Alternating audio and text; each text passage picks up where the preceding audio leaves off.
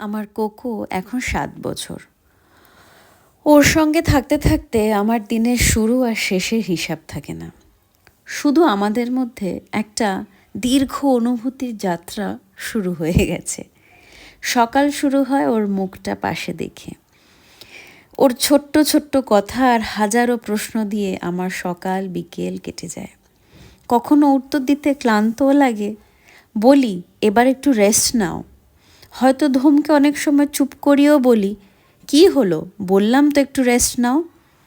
কিন্তু তারপর মায়ের বুকের ভেতরের গিলটা হাতুড়ির মতন মাথার মধ্যে মারতে থাকে। ঘুমের মধ্যে যখন তাকাই ওর দিকে, মনে হয় আহারে, কেই বা আছে তোর আর আমি ছাড়া।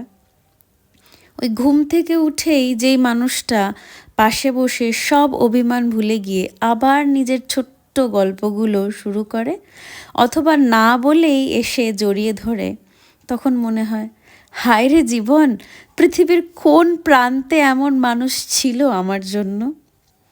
ওকে যত উত্তাপ দিয়েই বকি না কেন, ও ততই আমাকে আষ্টে পৃষ্ঠে জড়িয়ে ধরে।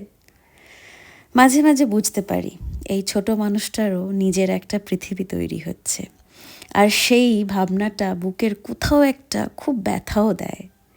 সারাদিনের মাম্মা দেখো না, মাম্মা শোনো না হয়তো আর ডাকবে না। কোকোর কাছে মা বাবা মানে তার সব থেকে সেফ প্লেস, যেটাও সবাইকে বলে। আর মা মানে মন খারাপ হলে শোনার মানুষ, আর ভয় পেলে জড়িয়ে ধরার শক্ত একটা হাত।